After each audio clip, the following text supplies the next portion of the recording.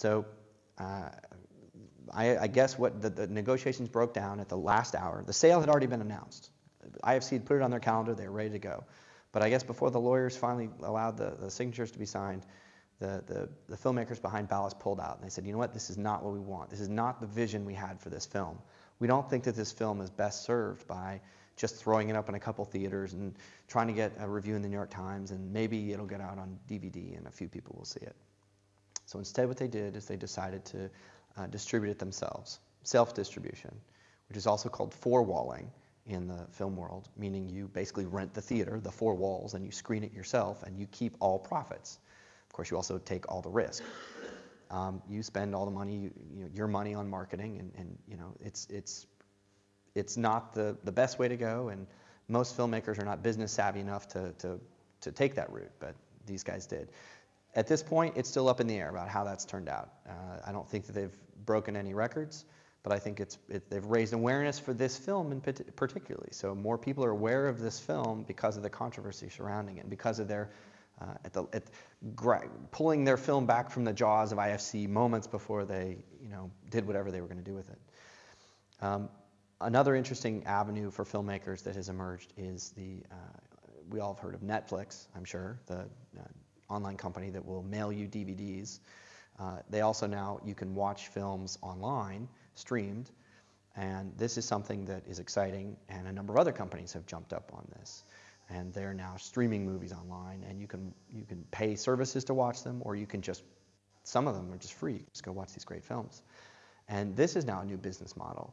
And in the last 6 months, literally, this happened over the summer, they hired a former festival director at the South by Southwest Film Festival to come in and find a way to monetize this, and to find ways of making money out of this digital screenings, these streamings.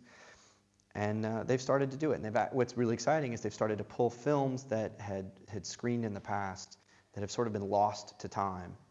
Films like Whit Stillman's Metropolitan, which he's a really interesting independent filmmaker. His work is kind of very small and personal and had some resonance. He did like The Last Days of Disco, if anybody saw that. But this is a film that then was given a new life by being screened online, or streamed online. So filmmakers are now facing really unusual challenges when they're making their work.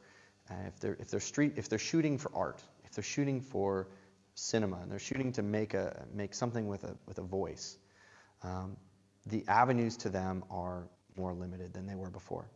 By the way, I don't know if you figured it out, but I kind of ramble and go back and forth, weave between things. So I have a structure in my head, and I'm clearly not sticking to it, but we'll get you. I'll take you on your journey here. We'll get you your independent cinema story.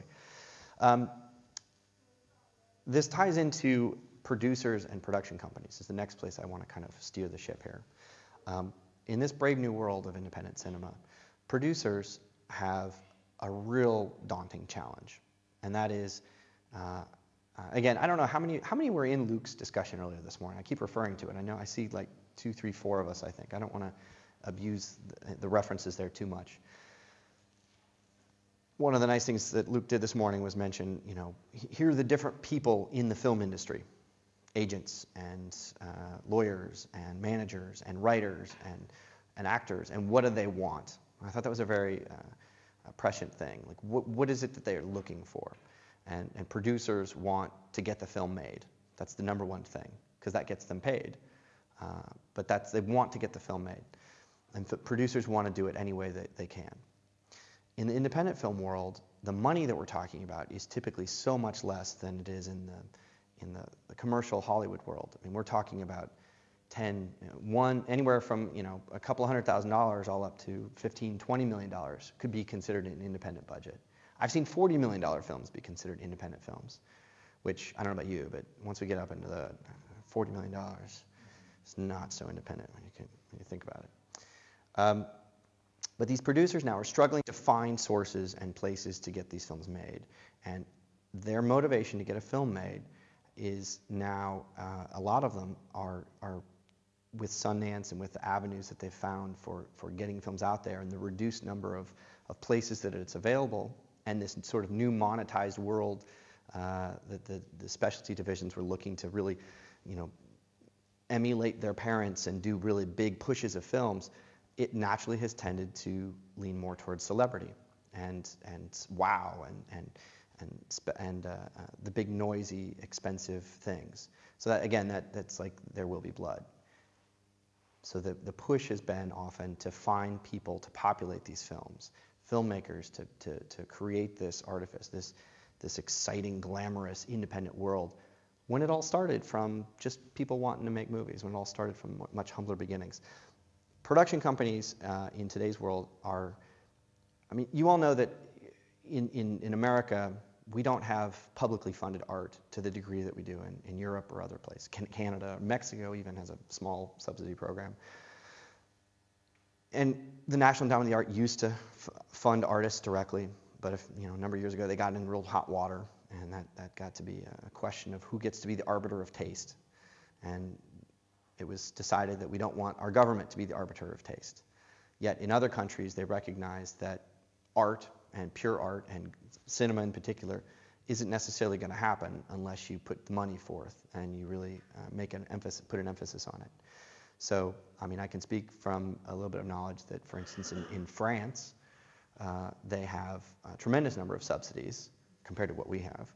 And the money that it makes, a lot of the cinema, the art cinema that we see in coming out of France, it comes from the national government has funding. Regions, you would literally have like Coles County Cinema Development Board, which would give money to somebody who wants to make a movie in Coles County. You have that to that extent in France.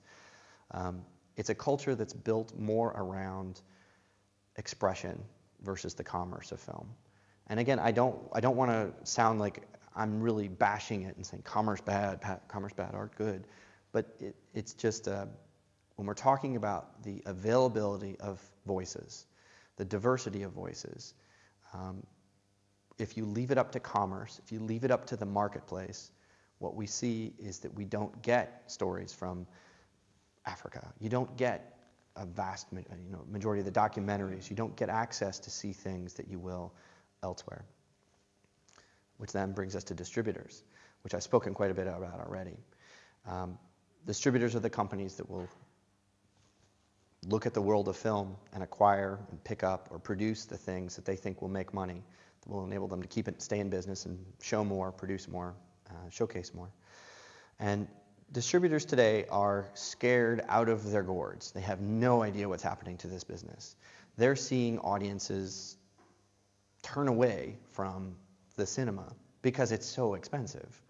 I don't know, when I was 10 years ago, when I was in school here, it was, I don't know, it was $5 or $6 to see a movie here in Charleston. I don't know what it is now, but I don't imagine it's quite the $10, $12, $15 it is in LA or New York. $8, I don't know what it is. But it's very expensive to take a family of 2, 3, 5, 6 to see a movie. And home technology has increased to the point where people would much rather sit at home and have their big screen TV and their surround sound and their comfortable chair and that jack-off who's sitting behind you munching on his popcorn and just talking throughout the entire movie to his girlfriend.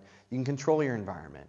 So people have really embraced home technologies, and it's hurt the theater-going population for cinema. So in one sense, if you look at the annual reports for attendance at films, you'll see the money increasing, the revenues increasing each year from film going.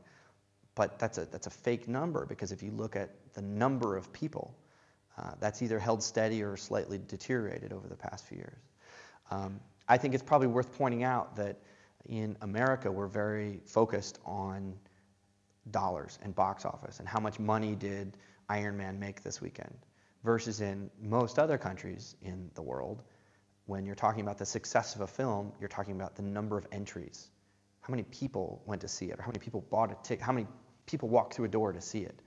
And that's a much more meaningful number in the rest of the world than the actual dollars or money taken in. So distributors are really scared right now, and they're seeing the films that they purchase not lose hand over fist. And they're seeing their endeavors almost like Vegas now. It's a crapshoot. You have to take 20 risks, 20 big risks, in the hope that one of them pays off. And if that's your if that's your approach, if you've got to throw 20 dice and hope that one of them returns big and makes up for the losses of all the others, you're really not going to, devote the personal time, attention, love, give it a real specialness that a lot of the independent cinema requires. You're not going to really care so much if you don't. You're not going to take the risks. You're not going to take the risks on cinema that requires an extra push. You're gonna retreat back towards more simplified, easy to understand stories, films that don't need a lot of extra attention.